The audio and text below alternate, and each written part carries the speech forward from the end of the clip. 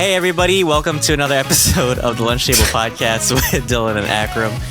If you've been sticking around for our Secret Invasion reviews, check them out, or check, I don't know what the fuck I'm saying, but this is our Season 1 review.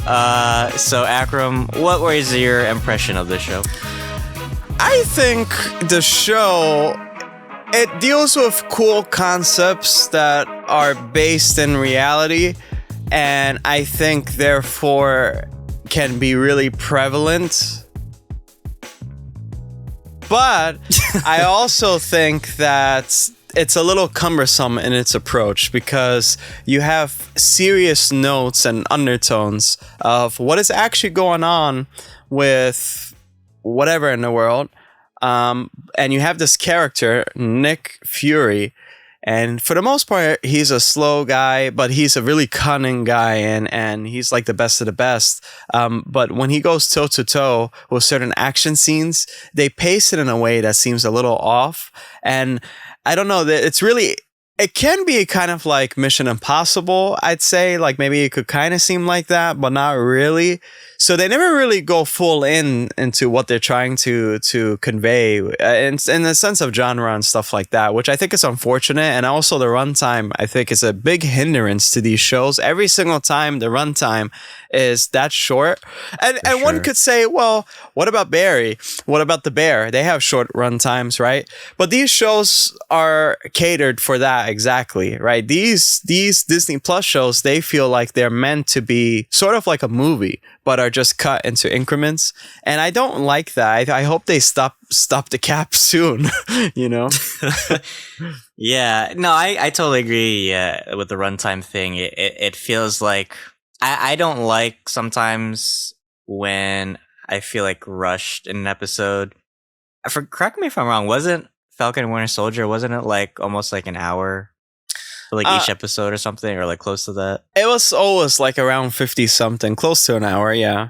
It felt like fulfilling for me, you know, for an episode. Well, and granted, I think there's this kind of balance that, you know, shows have to play with. It's either like we have more episodes or we have longer runtime, right? Mm-hmm. So this one we had 6 episodes. Each one was like about 30 minutes. I feel like they could have gone more in depth into each story. Let's talk a little bit about Nick Fury himself for a minute, because I feel like everybody kind of expected, like, you know, this was going to be like his show. His first solo series, you know, without the Avengers, and it was, I think a lot of people are let down. I think I had some expectations, but they didn't meet it with Nick Fury. What are your thoughts? I'm just kidding. Yeah, no. Nick Fury was there. Yeah, for sure. I think that too. I think the way how they approach this character, I actually like the idea. Again, they deal with like a lot of cool ideas, but when they execute only half done, whatever. I think his character, it's really cool to see that he's kind of disillusioned with everything, you know, and he's basically in a very lonely spot, and it makes things worse when, for example, his surprise, he was married and stuff, is actually a Skrull, and he didn't know that, which I thought that whole scene was weird. I thought it was like handled really well. It was like kind of badass too, where like they were both handling it like really awesome, but it was pretty much not realistic. Yeah, I think really his character in this seemed a little bit more grounded, which I appreciate that, but again, then they throw in like some big bombastic thing, and it doesn't really make sense. Like, how is he gonna handle this, really? You know, and the dialogue, actually, I wish this was actually more dialogue heavy, believe it or not. This is one of those shows where I think it'll be really cool to actually go more political, but they just refuse to do that. Yet they do all this like the agenda bullshit and their other stuff. But this one's like one of those shows where I actually like, yeah, why not just do that here? That makes a lot more sense, rather than making it super actiony, and then towards the end you can. Honestly, the problem is it's like these shows are expensive. They have the money, but again, it's the runtime and it's the episode count. You can't really fully realize your ideas, and you know, you could blame the directors, but some things are so huge that you can't just finish it in under 30 minutes and 6 episodes. You really have to stay with it and explore it. So, things are like this type of nature are really nuanced and complex, and you have to live with it for a while, And so with the ending from the show, that was such an interesting concept. And it just ends, and it's like, okay, we may never get season 2. This guy Nick Fury, he doesn't give a damn. He's over there drinking, whatever. He fucked everything. If you think this was his problem to begin with, okay, he tried to do something about it, but what the fuck did he even really do? And at the end of it, he just goes, okay, bye-bye, and then just leaves the earth in shambles. Such a lowlife. Such a piece of shit. It's just spit in his face. Yeah, right? Okay, well, now I guess Gaia, she's gonna work with the British intelligence or some shit. And then he basically fucked her over, too, because, both her parents are dead now. They fucked Talos, they fucked Maria Hill, they're burning in hell. They're burning in hell. Shit. I mean, it's depressing, man. I think the one thing about this show that does okay is that it's not afraid to take risks. Like I said in one of our reviews, the violence was there, obviously, it's a lot more adult. But I feel like, honestly, if I just watched the trailer, I would have got the whole story. Nothing really surprising. Okay, okay, we saw Super Skrull in the trailer. Okay, I knew that was gonna happen, right? Sure. Gravik, we saw him in the trailer. We knew he was gonna be the villain. Talos was gonna be in it. I didn't expect Martin Freeman to be in it or Don Cheadle, but they were there. It was whatever. So I don't know. I think I had a high bar, and it didn't meet that bar for me. I think also what really threw me off was they were really dismissive with certain characters like Talos. I felt like his death didn't really pack a punch to me. I mean, no, I hated to see him go away, but lasting impacts for everybody else, not really. I mean, you mentioned the thing with Gaia, but that's just a thought. Did she see him she's hurt? Not really. She's fighting this guy, and then she fucks off to work with the British intelligence, which she shouldn't. She should get the fuck back to her home. I don't know why she's still trying to help these people, especially with all the shit that's happening. And also Sonia Falsworth, I know that she is, what is it, the granddaughter of Union Jack or something like that we actually got to see in Captain America: The First Avenger. Her character is really weird. I thought her character to honestly she played the character phenomenally. Her character was so ass and trash. It was so boring because she's oh, I'm here to fuck you up. And then she does some cool trick thing and then leaves. She right. Conveniently, she gets things done. And then it's just we're supposed to laugh. And then Martin Freeman, anyway, he was just whatever. Skrull, yeah. Yeah, I like what they did actually with Don Cheadle's character, Rhodey. I thought that did throw me off because in the beginning I was what's wrong with this guy? Why is he behaving like this? He's behaving like you looking at your phone right now. And then all of a sudden he's all this time a Skrull. I'm oh my gosh, how long has he been a Skrull for? That I thought was really cool because he did act out of character. I like seeing a president too. I think that's cool. I wish they did more of him actually. I don't know. Yeah, I think it was sad for me because I really enjoyed Talos in this season. This is the most we've ever seen him, really. I mean, I know we had him in Captain Marvel, but he was whatever in that movie. It's kind of he died in vain almost. Sure. Because he wanted peace between humans and Skrulls, but now the whole situation got fucked. So it's what did he even die for, right? And Gaia is I don't know, I guess she's a Super Skrull now. Yeah, that's cool though. That's a cool. She's Metamorpho now, kind of. Yeah, she's Marvel's Metamorpho in a way. That's cool. I really wanted her actually to go up with Nick Fury and work for Saber. I think she could have kind of been the new Maria Hill. I always had my theory about that. I guess she just wants to waste her time now. Shit, I guess she's gonna be working in a SSI office. SSI office. Well, I mean, the fact that both her parents are burning in the eternal fires of Skrull hell. No, what do you think of so what do you think of body count? What do you think of what are your? I know this is a little weird. Whoever's watching this.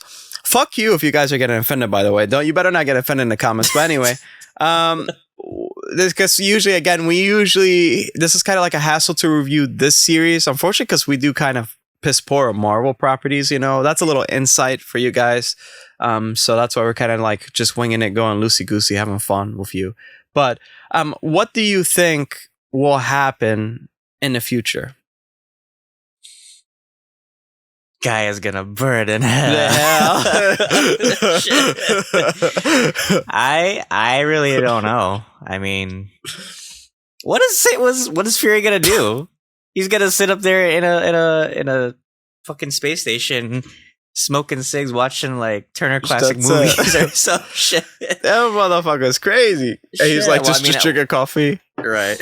Well, we have him in the Marvels. I don't even know how that's gonna do. Yeah, I know. Well, okay, so the Skrull, now there's like this whole underground thing now. I guess it's like catastrophic. I guess it'll affect, the rest of the MCU. I'm so disillusioned with the MCU at this point. I don't even know what's going on. I think we have Loki coming up. We have I know Daredevil Reborn, I think, got set back because of the writer's strike. I hope like maybe that's what they wanted, like maybe the Skrulls, it'll bleed into other shows, but I don't want that because I want each show to be about their own thing. Yeah. So I don't really know. What are your predictions? I honestly think it's not going to go anywhere, really. I feel personally that this show is extremely forgettable, and in the future we'll forget about it. That's how I feel, because I already feel that with certain shows that already came out. Like, remember when we reviewed Echo? Now who remembers that? Nope. No, because we didn't review Echo. Yeah. No, but for example, like I still remember Moon Knight just because of the costume and stuff like that, and that was cool. He's like his own character that we could maybe see pop up somewhere else. Loki, I think, was a great show. Falcon and Winter Soldier, I think, second show on Disney Plus. That was for the most part, I think it was cool. But like, I feel like this show is really forgettable, kind of like Miss Marvel. She's kind of forgettable. They tried to stay relevant with the mutant thing. When her friends like announced that, which was just like a cop out or whatever. And the same thing with this. It's like they want to do something with the Skrulls, but I don't think it'll lead to anything beneficial or cool and exciting for the MCU. I think their best bet is just to try to emulate what occurred in Phase 1, like try to regain that magic somehow. And you have Miss Marvel or the Marvels that probably will tie in somehow with Secret Invasion will tie in somehow with the Marvels, but I don't think it'll be something huge because you don't want to add too much to the story because then it just dilutes the overall message, and I don't know, it's just too hard to follow. And so I think this was honestly the right idea in the wrong time. Or if they wanted to implement this, they had to do something really serious. I honestly would have preferred this to be a movie, believe it or not, but like a political thriller. So. Yeah. The first ever like political thriller where it's not super actiony. You could even emulate Jason Bourne or Mission Impossible. There's a lot of dramatic moments in those things, and they packed a punch. Yeah, honestly, looking back now, because I forgot a lot of what happened in some of the other episodes, you could cut a lot of scenes from the show and then just condense it into one movie. Honestly, yeah. I mean, if this is like a 2-hour something movie, I think it'll be way better, but not like an action-packed movie. Seriously, like something really thought-provoking and gets you thinking about society and stuff like that. I mean, they missed the mark, unfortunately, with this show. I think the show is it better than some of the other stuff that we reviewed? Yeah, I probably say so. It's not stupid. At least it's not that. It's not like dumb. It's just not utilized fully. What they had. I wanted it to be like not so predictable, especially because the Skrulls are like shapeshifters and shit. Yeah, but I kind of saw a lot of characters coming like a mile away, and I think I wanted like the feeling of, because the whole thing was the whole theme of the show was like don't trust anybody. I feel like there was a lot of characters I was like, I don't really care, to be honest. So sure, yeah, I don't know. I mean, I still stand by a lot of the ratings that I gave some of these episodes. I still think some of them are good. Some of them were like okay for the most part, but like you said, forgettable. I think the performances were still pretty good though for what they were. It's if you guys are into like espionage types of films or shows, then watch something else. I think you can, really. Watch our Mission Impossible review, right? There you go. I think it has something for you, but for the most part, I think you could watch it and you probably won't go back to it.